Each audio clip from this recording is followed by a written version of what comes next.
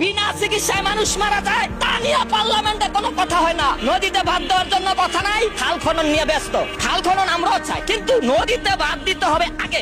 আজকে নদীতে বাদ দেওয়ার ব্যবস্থা নাই।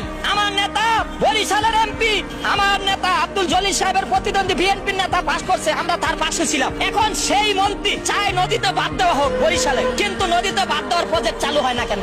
আমি বিএনপি বুঝি না, আমি আওয়ামী লীগ বুঝি না, জামাত বুঝি না, এনসিপি বুঝি না। এই দেশের রিকশাওয়ালা, ব্যাংক শ্রমিক, কৃষক শ্রমিক, এই দেশের অসহায় মানুষ যদি তাদের অধিকার না পায়, আমি কোন দলের দালালি করতে পারবো না। আমি কোন দলের বিরুদ্ধ বলি না, পক্ষ বলি না।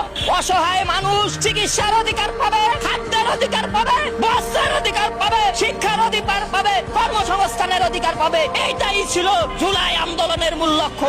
আজকে জুলাই আন্দোলনের মূল লক্ষ্য থেকে যদি এনসিপি তোমরা সরে যাও, তোমাদের পাশে আমরা জনগণ নাই। অনেকে বলে খায়রুল মনে হয় বিএনপি কে নামানোর জন্য জুলাই আন্দোলনের বিরুদ্ধে লাগছে। আরে ভাই, আমি জুলাই আন্দোলনের পক্ষে, কিন্তু তাদের লক্ষ্য ছিল চিকিৎসা পাইবো, খাদ্য পাইবো, বস্ত্র পাইবো, বাসস্থান পাইবো, নদীতে বাদ দিব, কর্মসংস্থান হইব। এইটা আমাদের জুলাই আন্দোলনের লক্ষ্য ছিল। কিন্তু পার্লামেন্টে দাঁড়াইয়া কেউ এই কথা বলে না। আজকে জনতার পার্লামেন্ট, রাজপথে দাঁড়ায় আবার কেন আমরা রাজপথে নামতে হচ্ছে? আমি রাজপথে আসি না, আমাকে এই প্রেস ক্লাবের আশেপাশে পাইবেন না।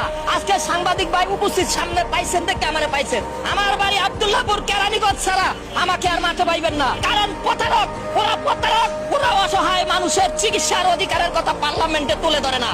ওরা শিক্ষার আলো পৌঁছে দেওয়ার কথা পার্লামেন্টে তুলে ধরে না। ওরা শ্রমিকের ন্যায্য অধিকারের কথা বলে না। ওরা কারা আপনারা সবাই জানেন। সবাইকে বলিয়ে আমি সর্বদলীয় বিরোধী দল খায়রুল